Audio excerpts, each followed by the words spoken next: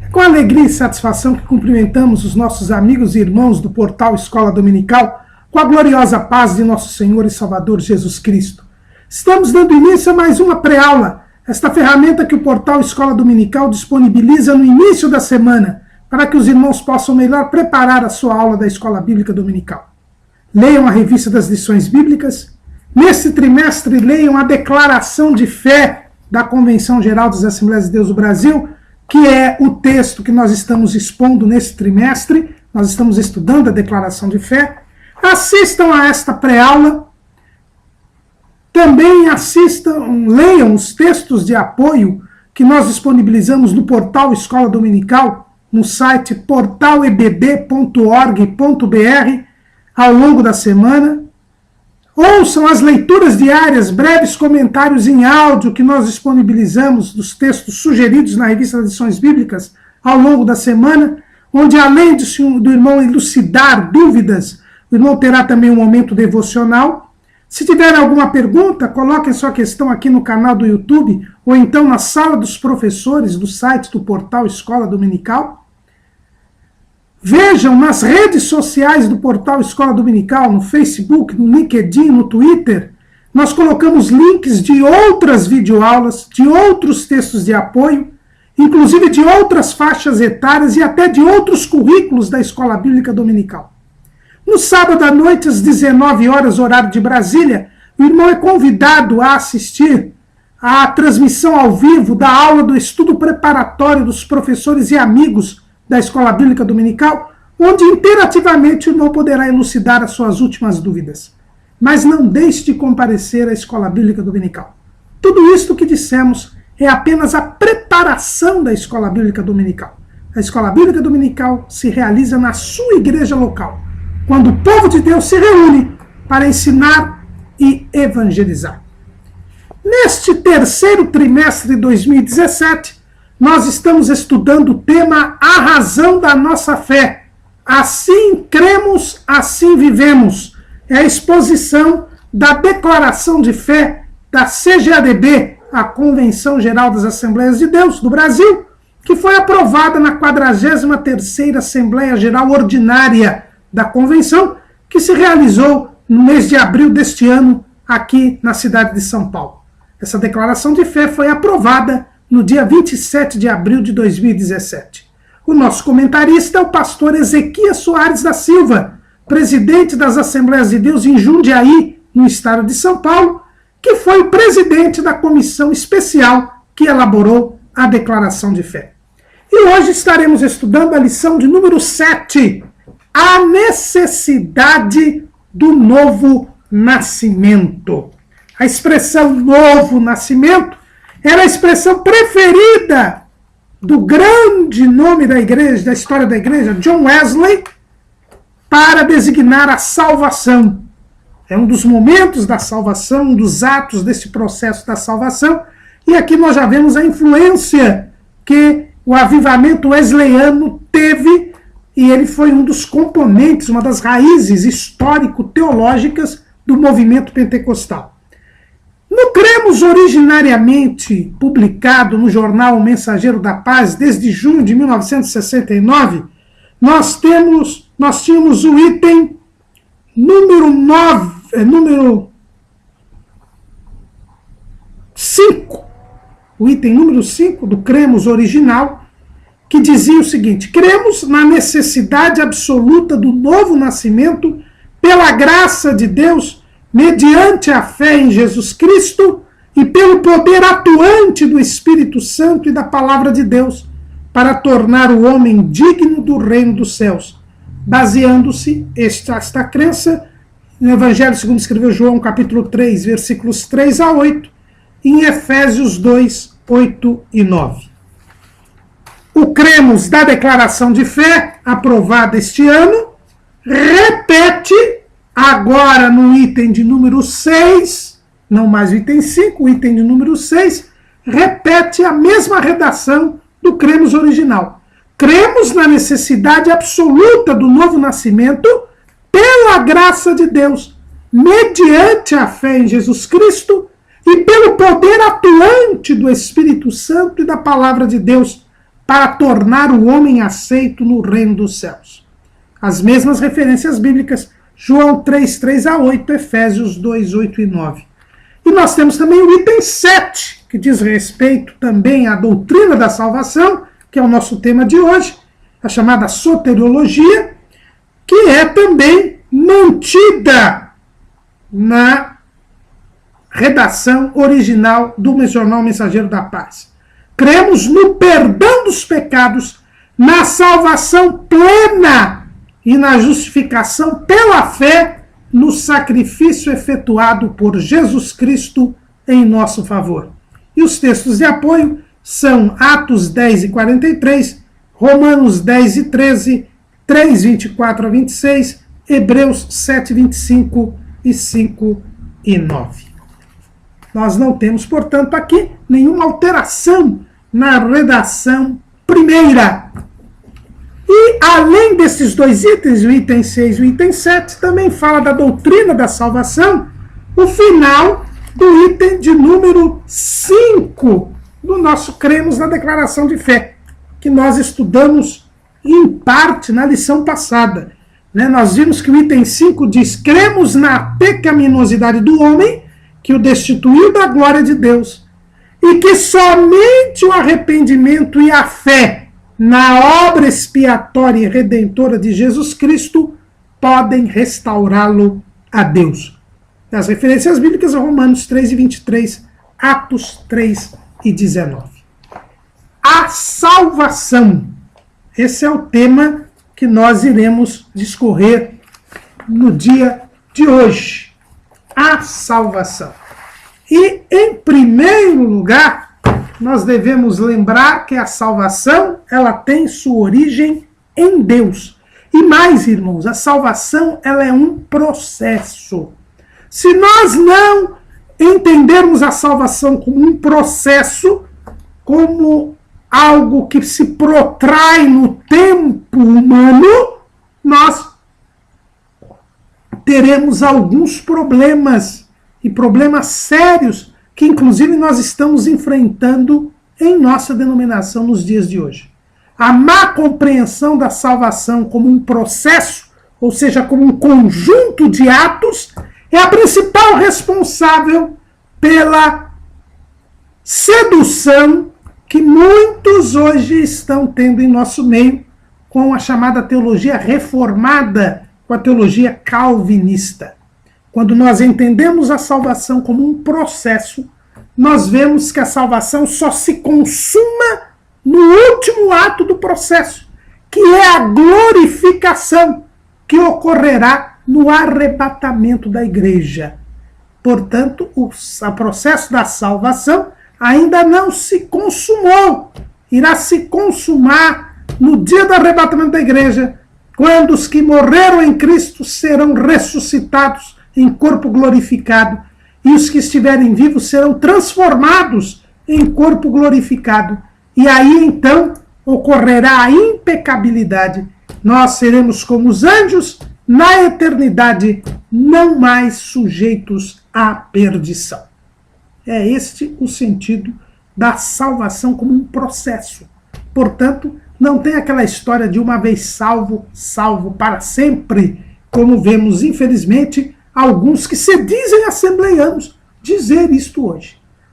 A origem do movimento pentecostal, a origem da nossa denominação, está toda ela firmada nas raízes histórico-teológicas do arminianismo e o arminianismo chamado wesleyano. Não há lugar para o calvinismo entre nós. A salvação, ela tem origem em Deus. Vejam bem o que diz o nosso cremos, que nós cremos na necessidade absoluta do novo nascimento pela graça de Deus. O homem caiu, como nós vimos na semana passada. Ele pecou, mas Deus quis salvar o homem. E ele revela ao homem esse seu desejo de salvá-lo no ato mesmo da queda. Lá no Jardim do Éden, na viração do dia, no dia da queda, quando Deus vem à presença do homem, o homem foge da presença de Deus. Deus então faz o homem confessar o seu pecado.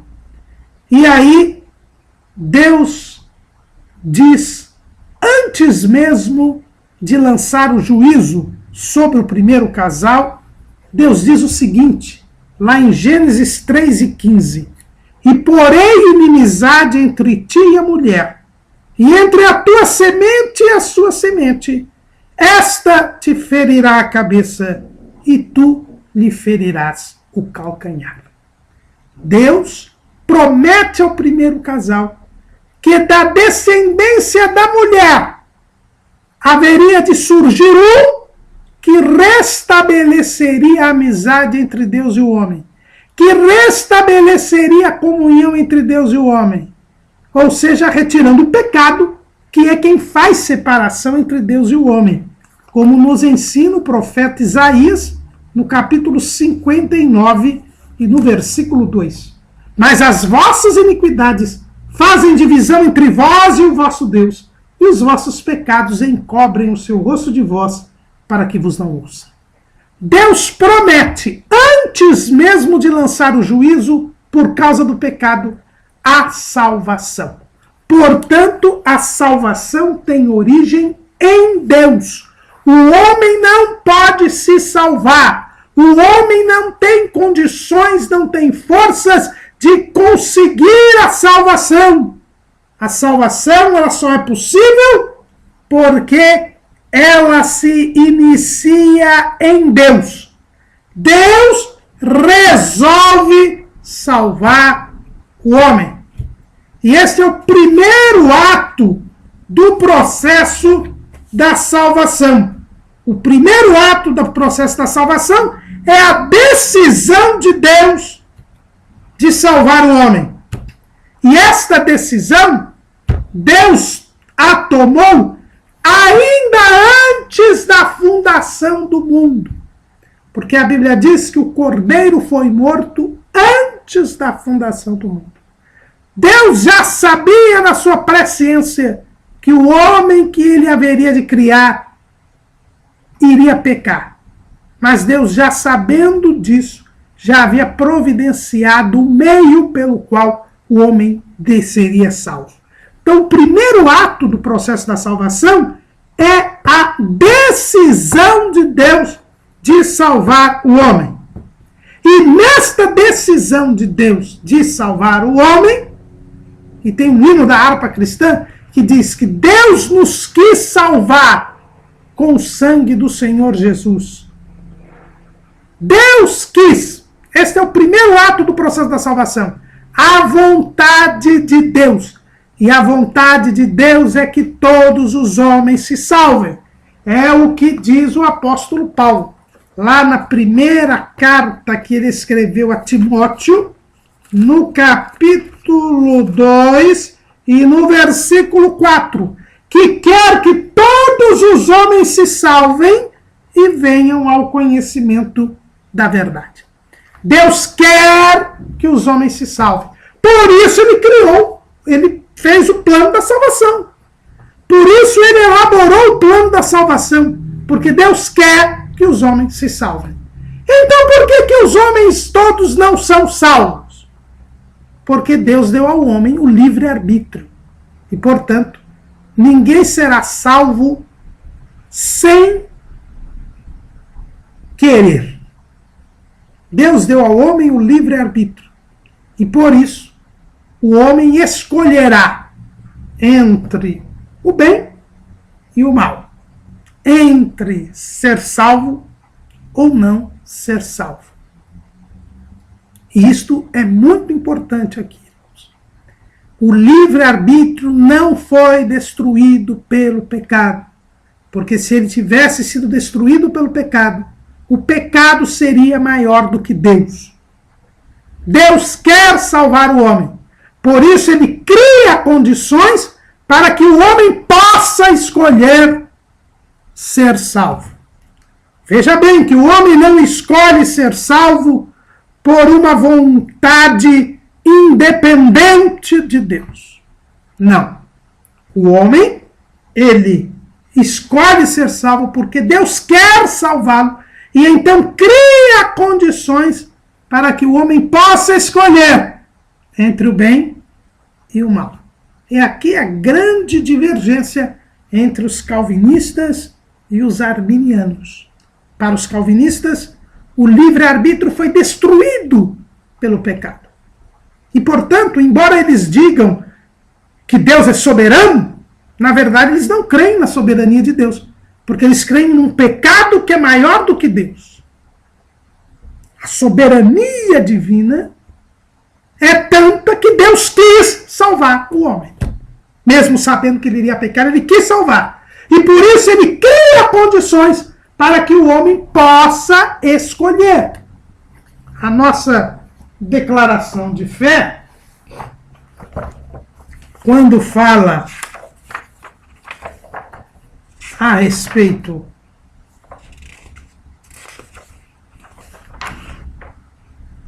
do homem, ela é bem clara a esse respeito.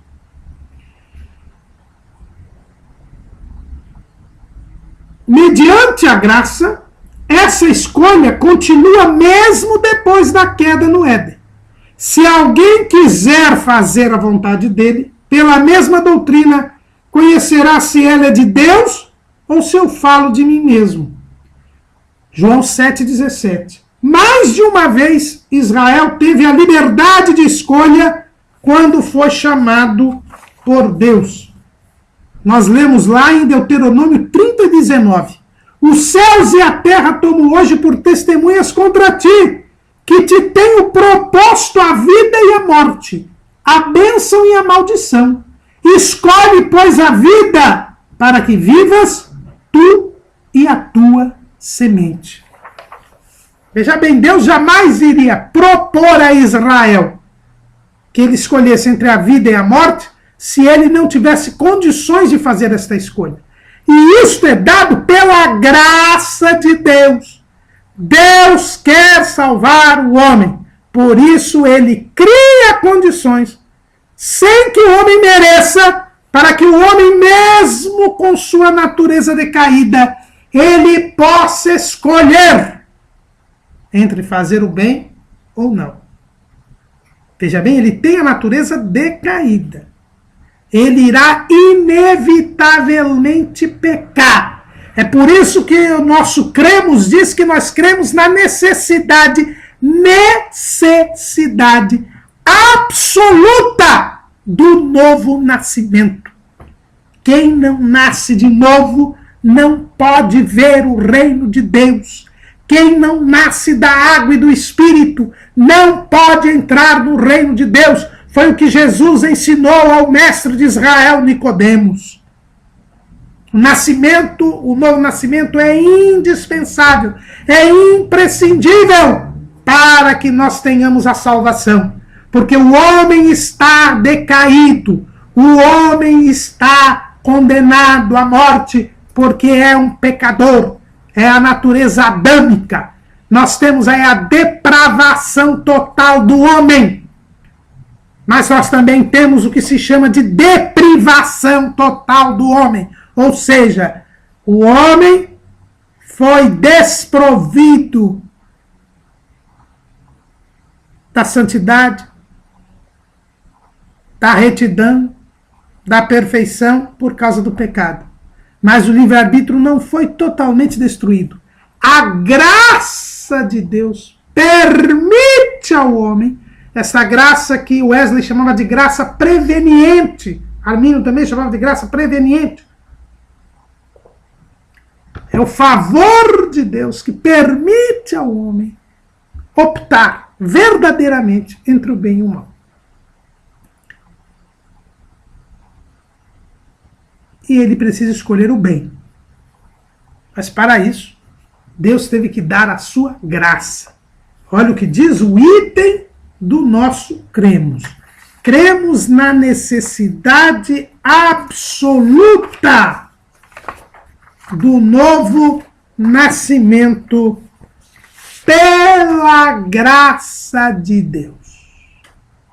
É porque Deus é gracioso para com o homem, porque Deus quis salvar o homem. Esta decisão de Deus é que nos explica a eleição e a predestinação. A Bíblia diz que nós somos eleitos. O que é ser eleito? É ser escolhido. Deus quis salvar os homens, e todos os homens. Por isso, nós fomos escolhidos para a salvação. A humanidade foi escolhida por Deus. A eleição é do ser humano. E a predestinação, ela é condicional. Ou o que Jesus disse? Se alguém quiser fazer a vontade dele, pela mesma doutrina conhecerá se ela é de Deus ou se eu falo de mim mesmo. Quem crer e for batizado será salvo. Quem não crer será condenado. Deus já escolheu salvar o homem. Decidiu salvar o homem. E aí é que nós temos a eleição. A eleição, ela é a escolha de Deus de salvar o homem. E a predestinação é que Deus previamente determinou que quem crer em Jesus será salvo. Quem não crer não será. Deus já predestinou o meio da salvação, que é a fé em Cristo. É por isso que o nosso cremos diz, que nós cremos na necessidade absoluta do novo nascimento, pela graça de Deus, mediante a fé em Jesus Cristo. Então é pela fé que nós somos salvos. Pela fé em Jesus. Na pregação, depois da cura do coxo da Porta Formosa, Pedro, ele prega isto. 4:12 de Atos. E em nenhum outro há salvação, porque também debaixo do céu nenhum outro nome há, dado entre os homens, pelo qual devamos ser salvos. Deus já predeterminou o meio da salvação. Quem crer em Jesus será salvo. Quem não crer está condenado. É predestinado. São os dois destinos. Jesus diz que há dois caminhos. Um que é estreito, que conduz à vida eterna. E outro que é largo e espaçoso, que conduz à perdição eterna. O caminho que você escolher, a vida ou a morte, irá levar você para o destino já previamente fixado. Isso que é a predestinação condicional. Deus não faz acepção de pessoas. Por isso não escolheu uns para ser salvos e outros para ser perdidos. Porque Ele é Deus e Deus não faz acepção de pessoas. Agora Ele deixa bem claro que todos os que creem em Cristo serão salvos. E os que não crerem em Cristo serão condenados. Já há uma predestinação. Deus decidiu salvar o homem. E permite ao homem, pela sua graça, que o homem escolha entre a morte e a vida. Entre a salvação e a perdição. Ele dá uma real escolha. É lógico que Deus sabe qual será a minha escolha e qual será a sua escolha. Porque Ele já sabia que Adão ia pecar. E por isso já providenciou a salvação ainda antes da fundação do mundo. Ainda antes da fundação do mundo, nós temos a salvação. Né?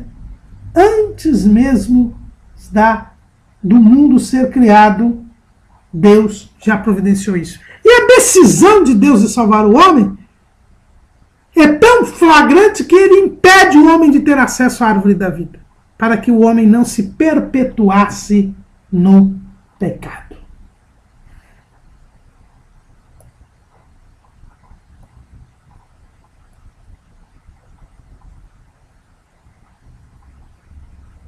ainda antes da fundação do mundo.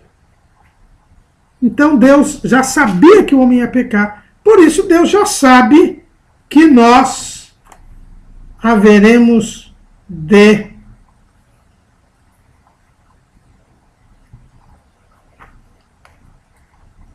aceitá-lo ou não.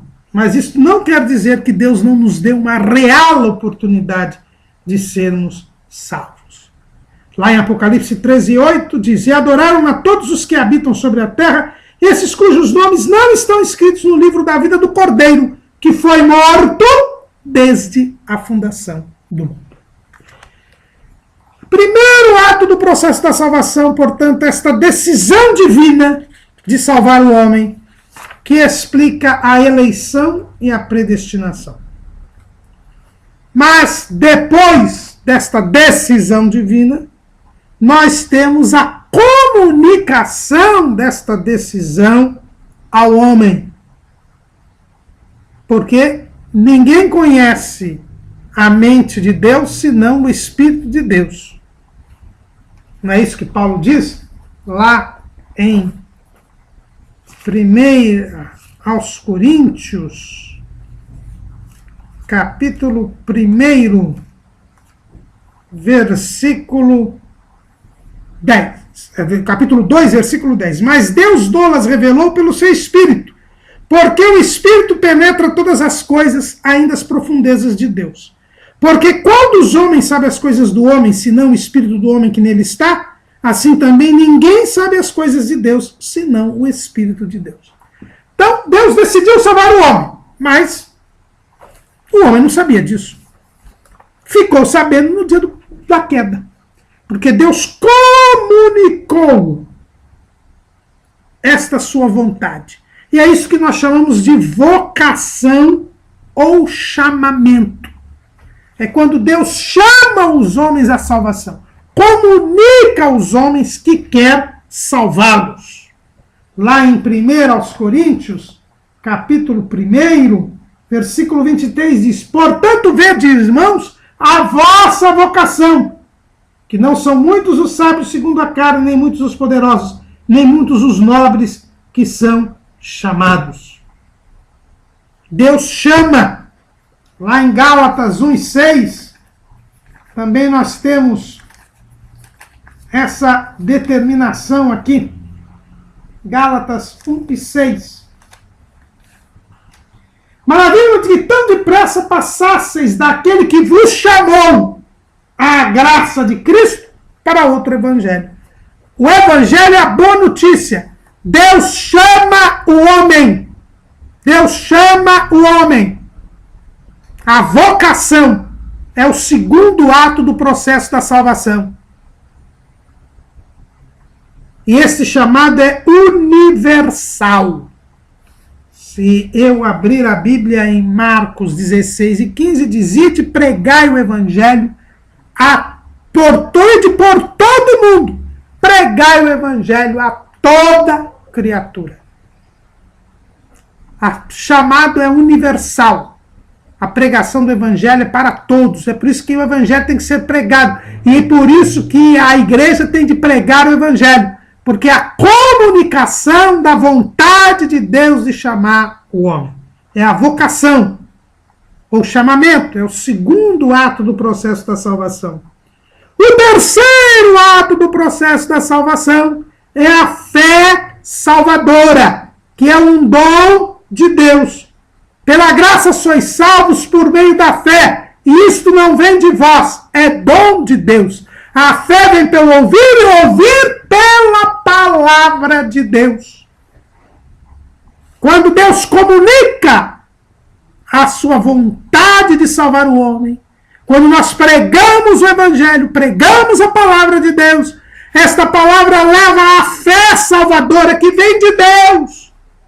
Pensa tudo, irmãos, que é a iniciativa divina. A fé não nasce em nós, a fé vem pelo ouvir a palavra de Deus. Por isso que é pela graça. Por isso que o homem não pode se salvar.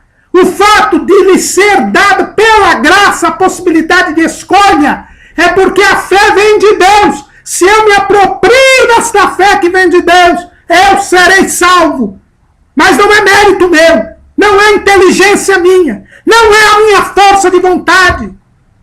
Não somos daqueles que acham que o homem é inteligente pela sua própria inteligência, ele pode conseguir a salvação, como nos acusam os calvinistas. Não é verdade. Nós cremos na depravação total. Todos os homens pecaram e destituídos estão da glória de Deus. Adão não é um exemplo que nós podemos não seguir, como ensinava Pelágio. Nós também não somos semi-pelagianos, porque acreditamos que seja possível ao homem, de alguma maneira, criar em si uma escolha. De forma alguma.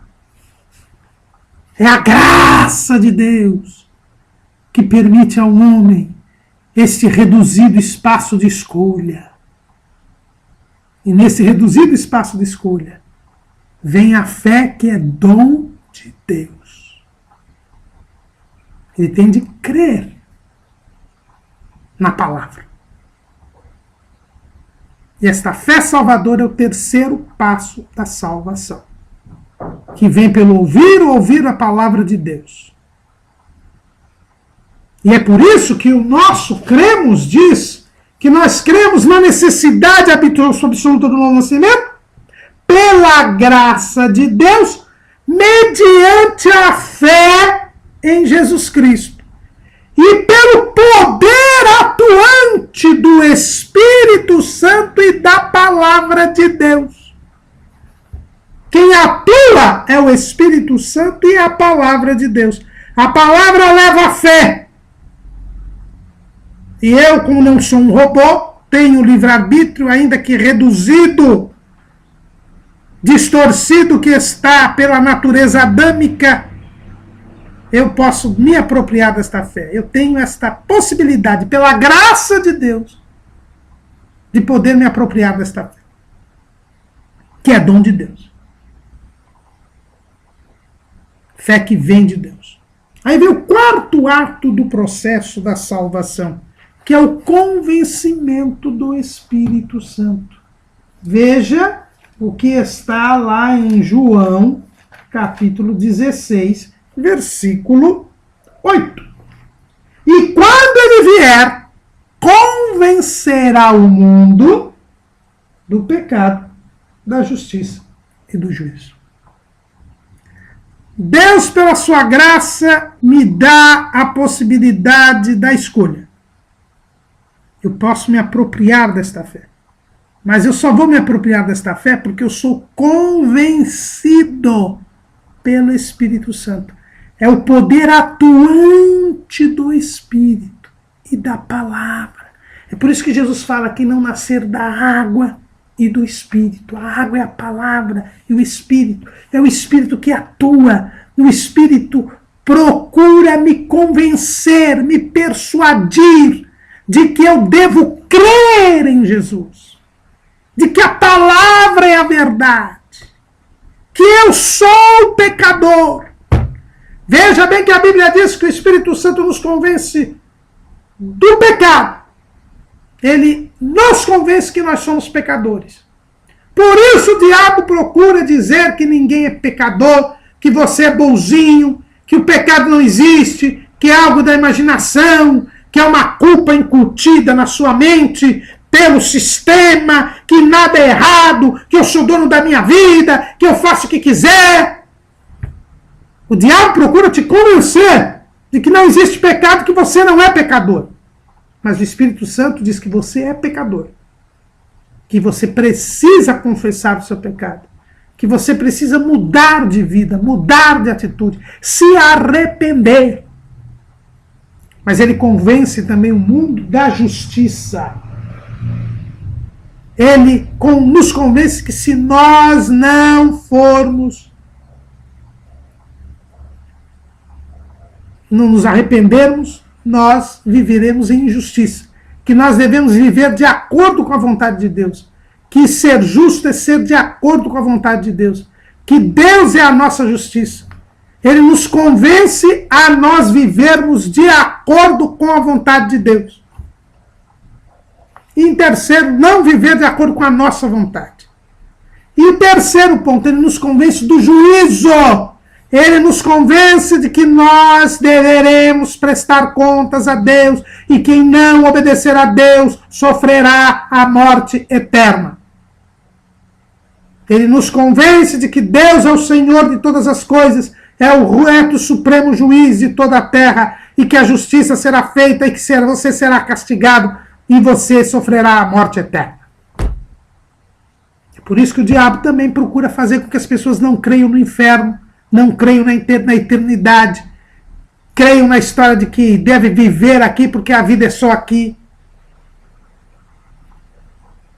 Procura dizer que não existe justiça, não existe verdade, que cada um faz o que quer e todo mundo tem que aceitar. Esse é o trabalho do diabo. Mas o Espírito Santo ele vem convencer da justiça, do pecado, da justiça e do juízo. É o quarto ponto do processo da salvação. É o convencimento do Espírito. Então veja bem, tudo até aqui é só Deus que está fazendo. A decisão de salvar, que envolve a eleição e predestinação. A comunicação da salvação, que é a sua palavra, o Evangelho. A fé salvadora, que vem pelo ouvir a palavra de Deus, é dom de Deus. E o convencimento do Espírito Santo. Aí nós temos o quinto ato do processo da salvação. Aí sim, é o primeiro ato humano no processo da salvação. É o arrependimento. Como Jesus pregava o Evangelho, Marcos 1:15, e dizendo: o tempo está cumprido e o reino de Deus está próximo. Arrependei-vos e crede no Evangelho.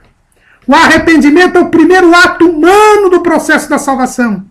E é preciso que eu me arrependa. E arrependimento em grego é metanoia, ou seja, mudança de atitude, mudança de comportamento, mudança de conduta, mudança de vida. Eu preciso mudar. E eu mudo quando eu me arrependo, é diferente do remorso. O remorso é uma tristeza que não traz mudança de comportamento. Mas o arrependimento traz mudança de comportamento. O arrependimento, o quinto ato do processo da salvação, o primeiro ato humano. A origem da salvação é toda em Deus. E o sexto ato do processo da salvação é o perdão dos pecados.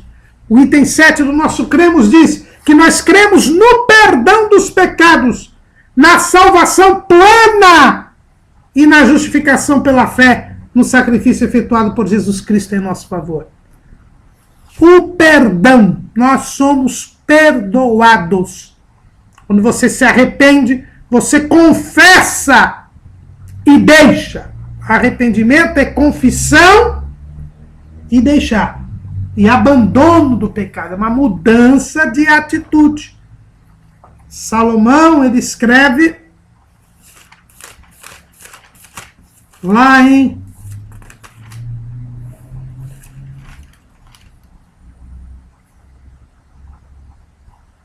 Provérbios, ele diz que aquele que confessa e deixa alcança misericórdia. Lá em Provérbios 28:13. O que encobre as transgressões nunca prosperará, mas os que as confessa e deixa alcançará misericórdia. O que é arrependimento? É eu confessar o meu pecado e mudar de atitude, abandonar o pecado. Aí nós temos o sexto processo, é o perdão. E quando eu me arrependo, Deus perdoa. Deus perdoa todo aquele que se arrepende. Davi sabia disso, e por isso ele pôde confiar no perdão de Deus. Lá no Salmo 51, no versículo 17, ele diz: os sacrifícios para Deus são um espírito quebrantado. A um coração quebrantado e contrito, não desprezarás, ó Deus. Depois do arrependimento, nós temos aqui o perdão. Se você se arrepende, Deus perdoa. Por maior que seja o pecado, Deus perdoa. Porque Deus é maior do que o pecado. Tenhamos esta confiança. Muitas vezes o diabo coloca na nossa mente: olha, você não tem mais jeito. Você já pecou várias vezes nisso, você não tem vergonha. Saiba que Deus perdoa. Deus perdoa. Diz João, lá na sua primeira carta, no capítulo 1, versículo 9, se confessarmos os nossos pecados, Ele é fiel e justo para nos perdoar os pecados e nos purificar de toda a injustiça. E ele ainda diz, no capítulo 3, versículo 21, amados, se o nosso coração nos não condena, temos confiança para com Deus. E qualquer coisa que lhe pedirmos dele, a receberemos, porque guardamos os seus mandamentos e fazemos o que é agradável à sua vista. E seu mandamento é este, que creiamos no nome de seu Filho Jesus Cristo e nos amemos uns aos outros segundo o seu mandamento. E aquele que guarda seus mandamentos, nele está e ele nele. E nisto conhecemos que ele está em nós, pelo Espírito que nos tem dado. Tenha confiança em Deus. Deus perdoa. E quando ele perdoa, ele não se lembra mais dos nossos pecados. Irmãos, outra coisa que o inimigo procura fazer nas nossas vidas é fazer com que nós desenterremos defunto. Que nós nos lembremos dos pecados outrora cometidos. Mas lembre-se que pecado é um assunto entre você e Deus. E Deus não lança em rosto as nossas iniquidades depois que ele as perdoa. Olha o que diz Miqueias, no capítulo 7, no versículo 18. Quem, ó Deus, é semelhante a ti, que perdoas a iniquidade e que te esqueces da rebelião do restante da tua herança? O Senhor não retém a sua ira para sempre, porque tem prazer na benignidade. Tornará a piedade de nós, subjugará as nossas iniquidades e lançará todos os nossos pecados nas profundezas do mar. Deus lança os nossos pecados nas profundezas do mar, para nunca mais se lembrar delas. Deus não se lembra das nossas iniquidades. Em várias passagens da Bíblia, Deus diz que Deus não se lembra das nossas iniquidades. Ele perdoa. Perdoa e esquece. Olha o que o salmista diz, Asaf, lá no Salmo 79, versículo 8. Não te lembres das nossas iniquidades passadas. Apressa-te e antecipe-nos as tuas misericórdias, pois estamos muito abatidos. Deus não se lembra das nossas iniquidades passadas. O profeta Isaías diz lá em Isaías, capítulo 64, versículo 9. Não te enfureças tanto ao Senhor, nem perpetuamente te lembres da iniquidade. Eis, olha, nós te pedimos, todos nós somos o teu povo. O perdão é completo. Irmãos, hoje há pessoas que não creem mais na salvação plena. Veja, o nosso item diz que nós cremos no perdão dos pecados e na salvação plena. Você foi perdoado de tudo. Não tem maldição hereditária. Não tem resquício de pecados de antepassados na sua vida. Você não precisa quebrar maldição nenhuma. Você já está perdoado. pelo Senhor Jesus. Como diz a harpa cristã, né, o poeta sacro, o meu perdão foi consumado lá na cruz. Creia no perdão.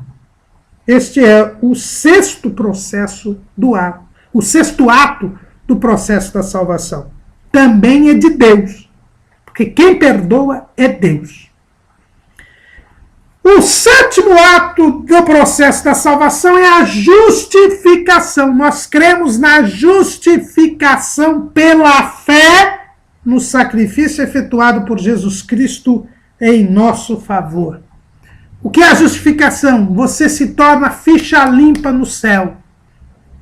Você se torna justo, como se você nunca tivesse pecado. Jesus ocupou o nosso lugar na cruz, se fez pecado por nós, para dar para nós a sua qualidade de justo. Jesus nunca pecou. Jesus não tem pecado. Ele é ficha limpa no céu. E a posição dele, ele deu a nós. Agora, quando Deus nos olha, ele não nos olha, ele nos olha através de Cristo. A justiça de Cristo foi imputada a nós, colocada em nós. A nossa injustiça foi colocada em Cristo e a justiça de Cristo foi colocada em nós. E eu sou justificado pela fé. Eu não preciso fazer nada a não ser crer em Jesus para me tornar justo. E aqui vem um ponto que é um ponto crucial da reforma protestante que faz 500 anos este ano. Lutero defendeu a justificação pela fé, enquanto a Igreja Romana defendia a justificação pela fé e pelas obras.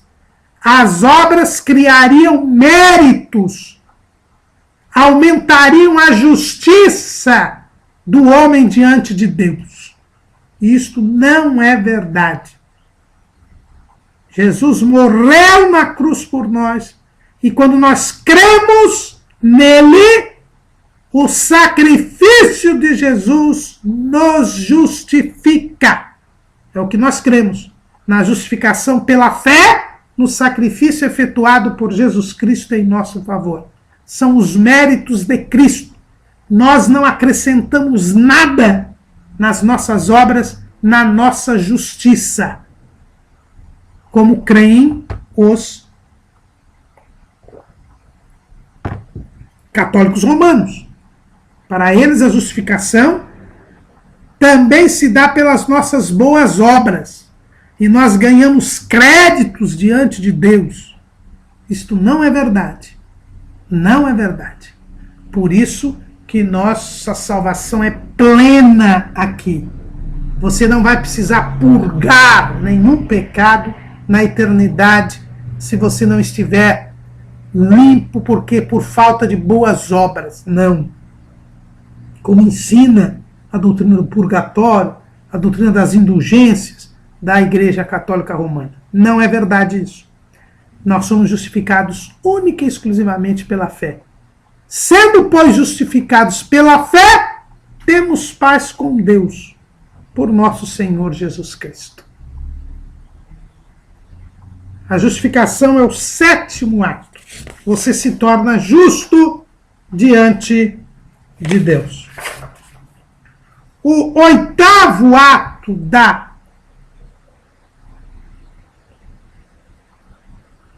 do processo da salvação é a conversão. E aí também é um ato humano. Veja bem que o primeiro ato é a decisão, que envolve eleição e predestinação. O segundo ato é a vocação. O terceiro ato é a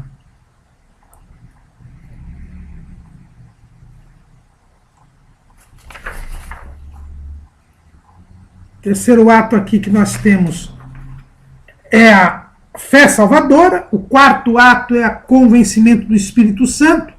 O quinto ato é o arrependimento, que é o primeiro ato humano. O sexto ato é o perdão dos pecados, que é um ato divino. O 7º ato é a justificação, que é outro ato divino. Agora, o 8º ato é a conversão, que é o 2º ato humano.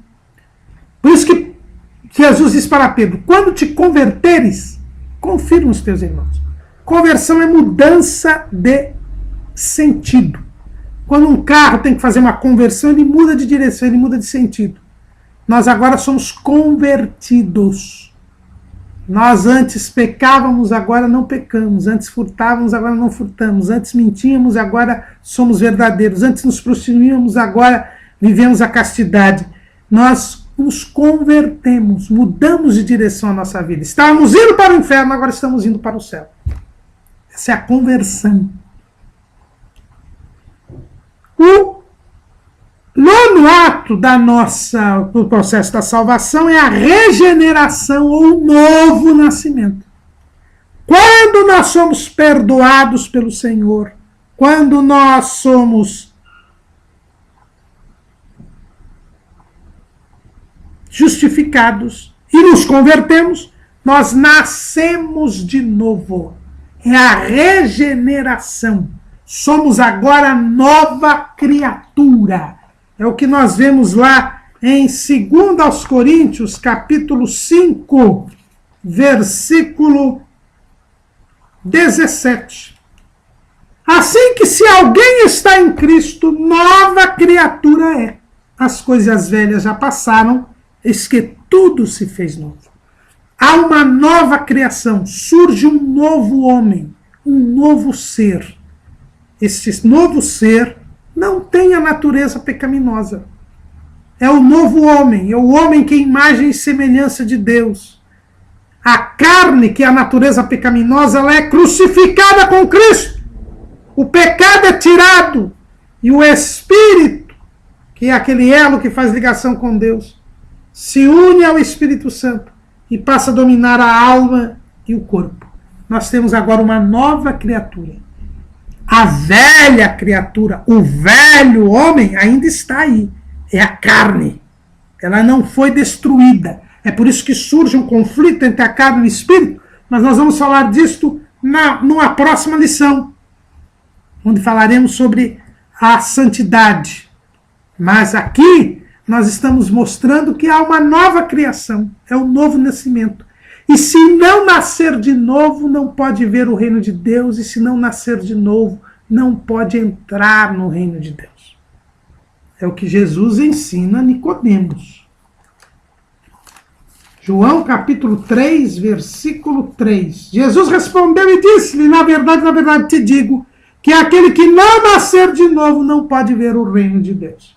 E o versículo 6. O que é nascido da carne é carne, o que é nascido do Espírito é Espírito. Versículo 5. Na verdade te digo que aquele que não nascer da água e do Espírito não pode entrar no reino de Deus. O novo nascimento é fundamental, essencial, indispensável para a salvação. É por isso que nós cremos na necessidade absoluta do novo nascimento, que nos gera a possibilidade de ser aceitos no reino de Deus. Veja bem o que diz o item do nosso cremos. Cremos na necessidade absoluta do novo nascimento, pela graça de Deus, mediante a fé em Jesus Cristo, e pelo poder atuante do Espírito Santo e da palavra de Deus, para tornar o homem aceito no reino dos céus. Ele só entra no reino dos céus se ele nascer de novo. É nesse sentido que a gente tem que entender toda a primeira epístola de João. Quando João diz o seguinte, 1 de João 3:8, quem comete o pecado é do diabo, porque o diabo peca desde o princípio.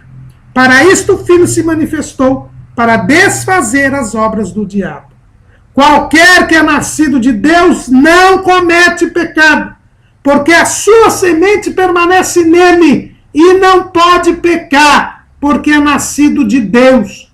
Nisto são manifestos os filhos de Deus e os filhos do diabo. Qualquer que não pratica justiça e não ama seu irmão, não é de Deus. Muitos têm dificuldade em entender esse texto, achando que o salvo nunca mais peca, a chamada impecabilidade. Vejam bem que nós estamos vendo que o processo da salvação a salvação é um processo. E nós estamos aqui neste ato, que é o 9º ato, que é o novo nascimento. Você é nascido de novo. É tirado o pecado e você agora passa a ser imagem e semelhança de Deus. Passa a ser aquele homem reto do princípio. Aquele homem que não é impecável. Ele pode pecar, mas ele não peca porque ele está em comunhão com Deus. Ele pode pecar, está sujeito a pecar, mas ele não peca, ele não vive pecando. Por quê? Porque ele está em Deus. O Espírito dele domina a alma e o corpo, e o Espírito está em comunhão com o Espírito Santo que habita em nós. Esse é o novo nascimento, essa nova criatura. E o importante é ser nova criatura. É isto que interessa. É o que diz Paulo escrevendo aos Gálatas, no capítulo 6. Ele fala o seguinte: porque em Cristo nem a circuncisão, nem a incircuncisão tem virtude alguma, mas sim o ser uma nova criatura. O que importa não é rituais, o que importa não são mandamentos de homens, o que importa não é ser costumes, o que importa é ser uma nova criatura. E se você é uma nova criatura, você não peca, não vive pecando, não está mais sujeito ao pecado, foi liberto do pecado, pois se o Filho vos libertar, verdadeiramente sereis livres. E livre do pecado você ama a Deus e ama os outros. Aí vem o 10º ato do processo da salvação, que é a a adoção.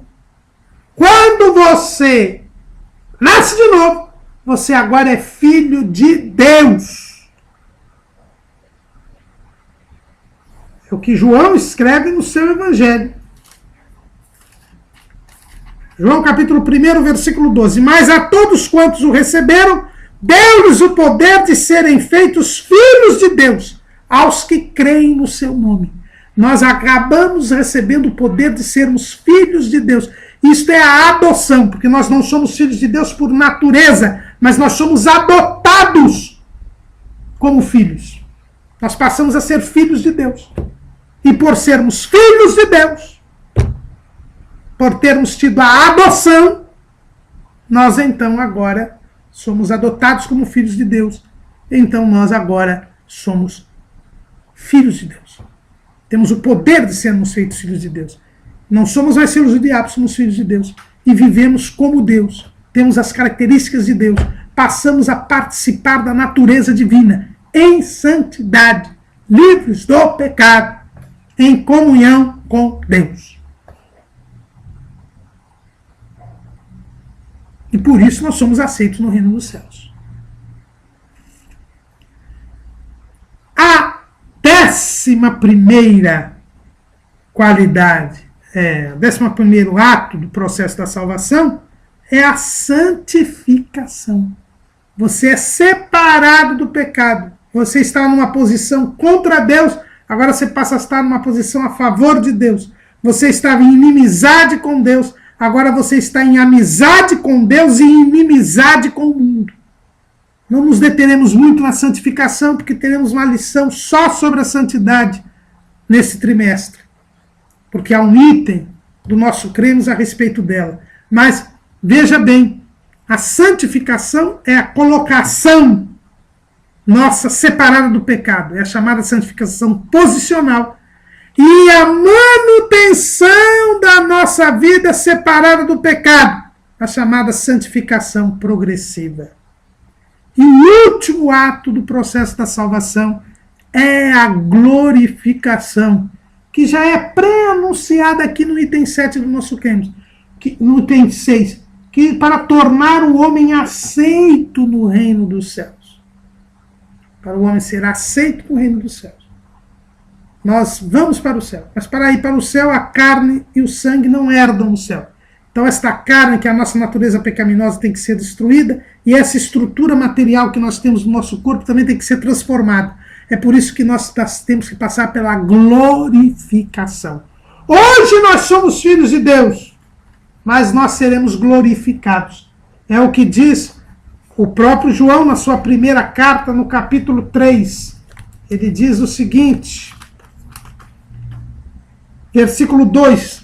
Amados, agora somos filhos de Deus, e ainda não é manifestado o que havemos de ser, mas sabemos que quando Ele se manifestar, seremos semelhantes a Ele, porque assim como é, o veremos. É a glorificação. Nós seremos como Jesus ressuscitado, um corpo glorioso, corpo glorificado. É o que diz Paulo lá em 1 Coríntios, capítulo 15. Ele diz assim, no momento, versículo 52, no momento, no abrir e fechar de olhos, ante a última trombeta, porque a trombeta soará, e os mortos ressuscitarão incorruptíveis, e nós seremos transformados. Porque convém que isso que é corruptível se revista da incorruptibilidade, isto que é mortal se revista da imortalidade. E quando isto que é corruptível se revestir da incorruptibilidade, isto que é mortal se revestir da imortalidade, então cumpre-se a palavra que está escrita, tragada foi a morte na vitória. Esse é o ato final do processo da salvação. A glorificação. E a partir dali, nunca mais poderemos pecar. A partir dali, seremos como os anjos e desfrutaremos da glória de Deus. Porque o pecado nos destituiu da glória de Deus. E agora nós chegaremos à restituição da glória de Deus. Por isso que a salvação só se consuma na glorificação. 12 são, portanto, os atos do processo da salvação. A decisão de salvar, o chamamento, a fé salvadora, o convencimento do Espírito Santo, tudo isso é ato de Deus. O arrependimento, um ato humano. O perdão dos pecados, a justificação, a conversão, a regeneração, a adoção,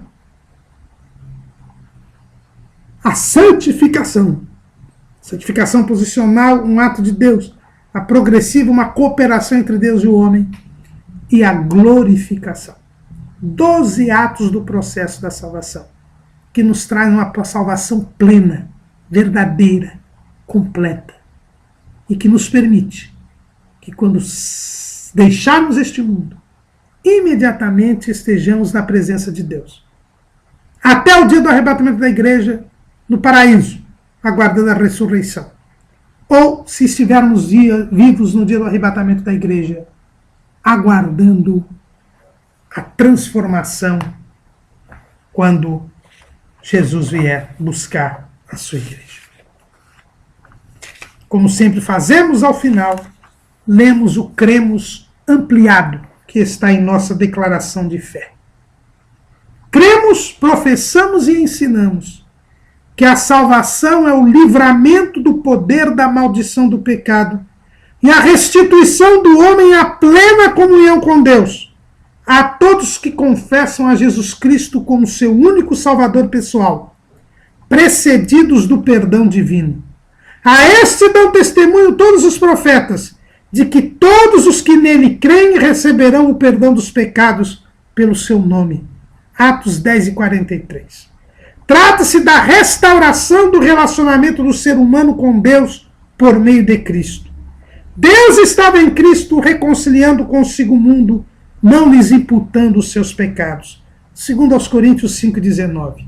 Somente a fé na morte expiatória de Jesus e o arrependimento podem remir o pecador e levá-lo ao Criador.